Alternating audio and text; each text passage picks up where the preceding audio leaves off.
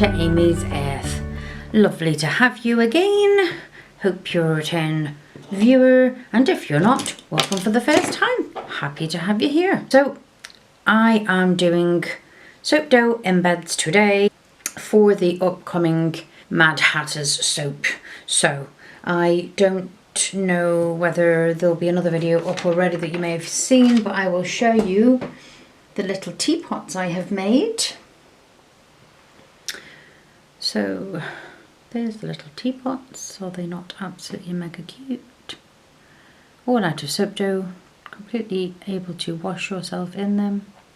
So they will be one of the embeds that are going on the frosting. Not a big frosting this time. The frosting is just going to be kind of like a tablecloth. So I've been working away, blending soap colours, and I have made a couple of little hats. So this one is a fresh one, so it's still a bit soft.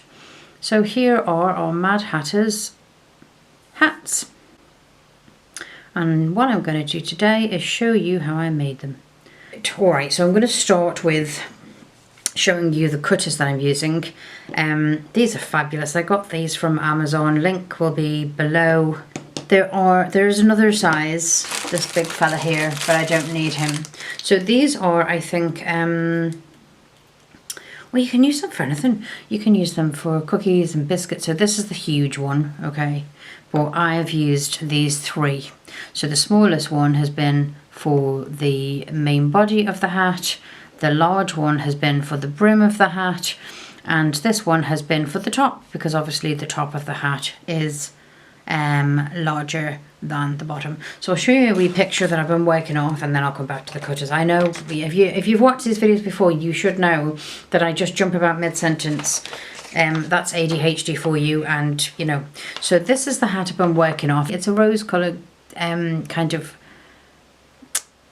what is it, a scarf perhaps, I suppose, around his hat. And what I'll try and do, I'm not doing the pins or the feathers. The hats are far too small. What I will do though is I will, when I've got them all finished, I'll maybe get a little bit of mica and put some, you know, just for the shadowing, and put a little bit of gold mica on the hat. We'll see.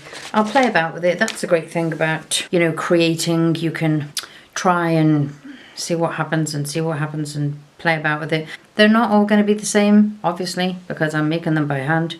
I got those to make this. I got these specifically to make the hat, to be fair. And then I bought some other tools. So I got these tools. I got two sets of tools. These are fabulous cutting tools, and again I think they're maybe for baking and ice fondant, but they work really well with the soap dough. So let's get cracking, shall we? I will show you from beginning to end. I'm not going to make all of the hats today because frankly these things are going to take me hours. Hours.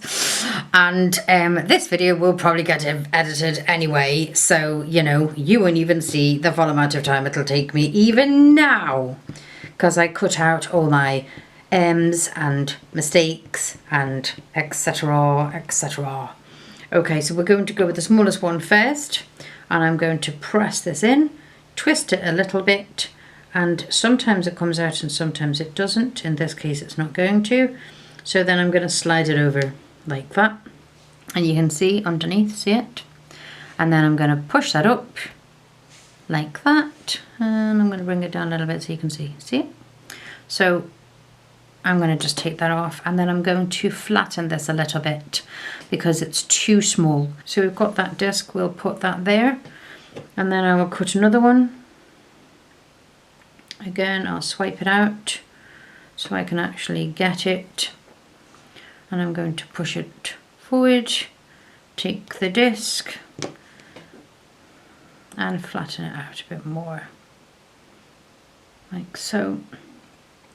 So the soap is, as usual, because it's mine, not easy, complicated and complex.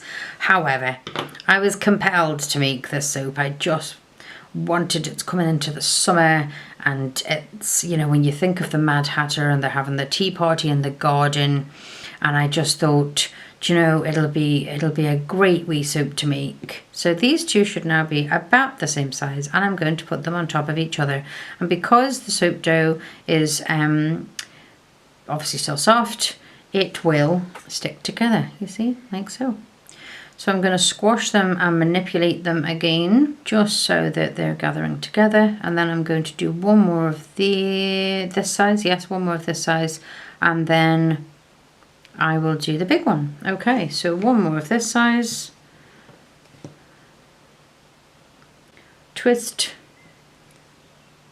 Pull off all the excess, which I'll use later for the other ones, because I have to make, at the very least, I'm making 10 of these hats. There may well be 1 or 2 that I feel aren't good enough and make another one.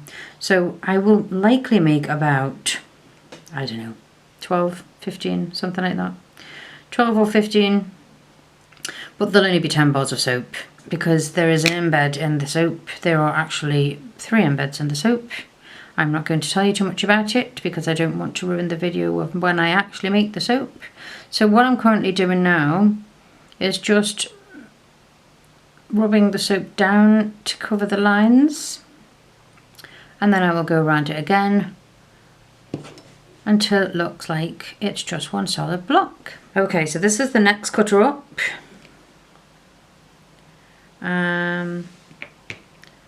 And again, we'll smooth that down, push it out. Sorry, I think you're out of shot there. Push it out, and this one, okay, so my camera closed off automatically there. It does that every 12 minutes, and I do have a timer running in front of me, but I'm so busy concentrating on making my little discs that I didn't notice 12 minutes had passed. Wow, that was quick, wasn't it? 12 minutes. It didn't probably pass for you because I probably edited it, so, or maybe it hasn't, who knows.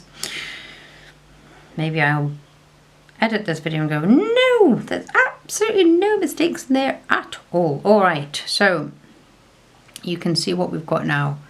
It looks kind of like a very structured mushroom. So what I'm going to do is bring this down.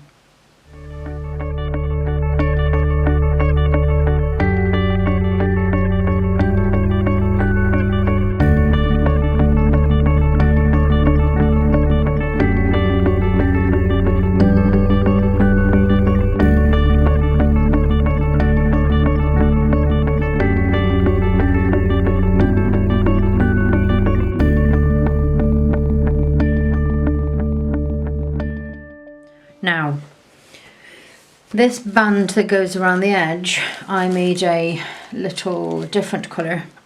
So I lightened the colour with white and I manipulated it until I was happy with the colour. Now I have too much here, but I have too much for a reason, because I want there to be too much for it to be excess soap to get around the base. So I can pull some off and then, you know what, you'll see what I mean when I do it. There's no point in me trying to explain this because I don't really think I'm explaining it very well to begin with. And second of all, it's easier to show you. I mean, I don't know about any of yourselves, but I am a visual learner. I would learn 10 times quicker by watching someone do something than if they told me how to do it. So, kinesthetically and visually, that is how I learn. And I know there are lots of different ways that people learn these days. A little bit of water on the base. Random singing to entertain you, because why not? And then I am going to, now there's too much here, but there's too much on purpose, so that I can, see that there? Break this bit off this end. Ooh.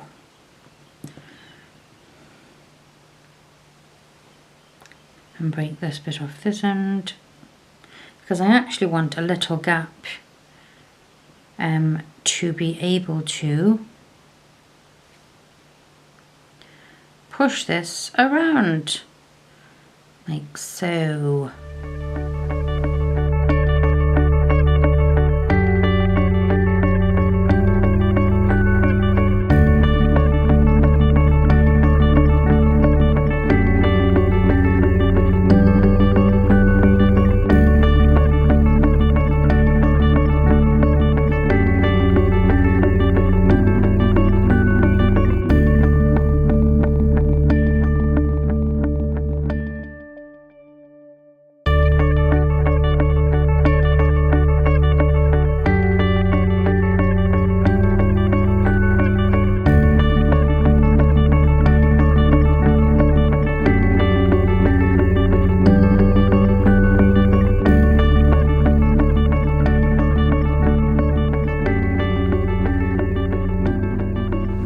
Like making these creations. I love the expressions on people's faces when they see them and they go, oh my goodness, is that actually made out of soap? And it just brings me so much joy that people can kind of are so surprised that so much stuff can be made out of soap and soap dough. I just love it.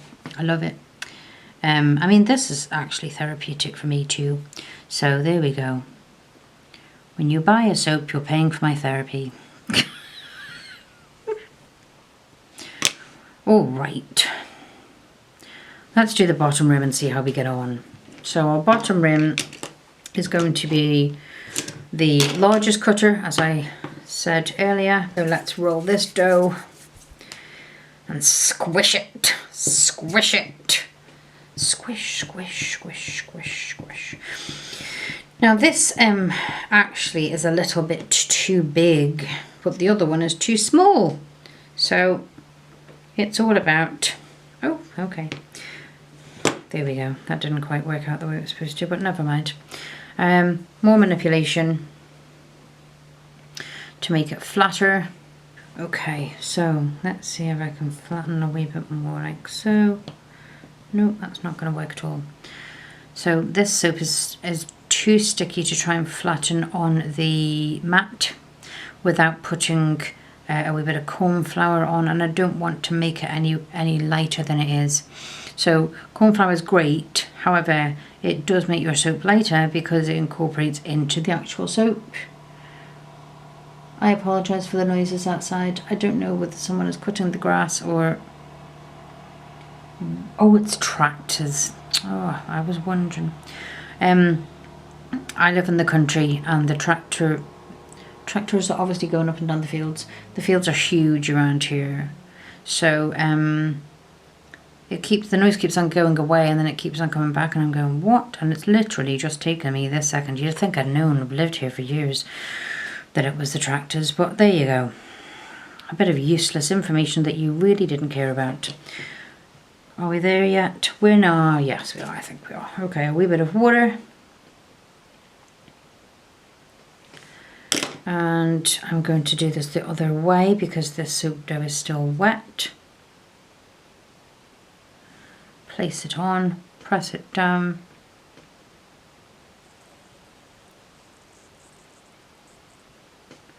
All right, so we're nearly there. Nearly there. So all I need to do with this is I'm manipulating and I'm messing about with it. Keep on taking you out of shot, I'm so sorry. Bringing it up at the sides. I'm bringing it up at the sides here. And again, there we go. That's close enough, isn't it? What do you think? Right, so this is the trickiest part. It's the teeny tiny white piece to be his little label. I discovered whilst deciding I was going to make these hatter soaps that I never knew this before, and I've read Alice in Wonderland multiple times and I've watched all the variations of the films. That the little sign that he has on the side that says 10 and sixpence is actually the cost of his hat, because years ago hatters would have sold even the hat that was on their head.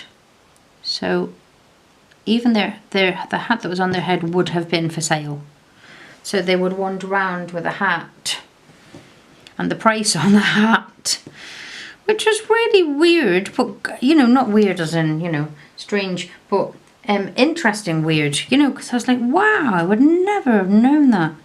So there you go, a piece of information that you didn't know, and you know now.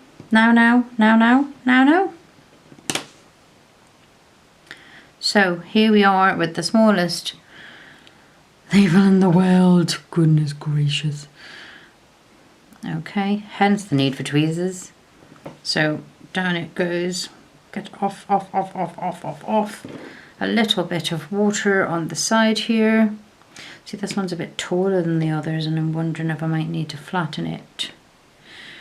But do you know what? Oh, I tell you what I didn't do. Yeah, maybe flatten it a little bit. I didn't use my cocktail stick and put some creases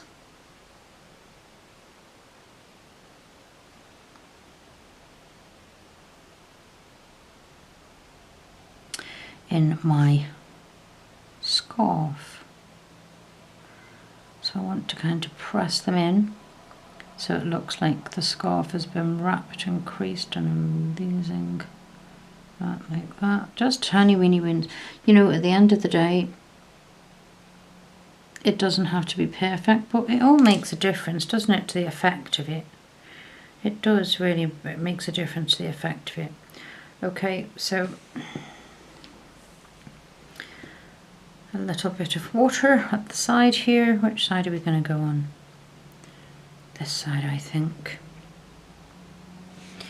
Little bit of water. Tweezers. Onto the soap. And very gently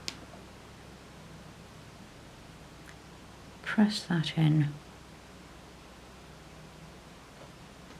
Like so, maybe a little, not so diamond, more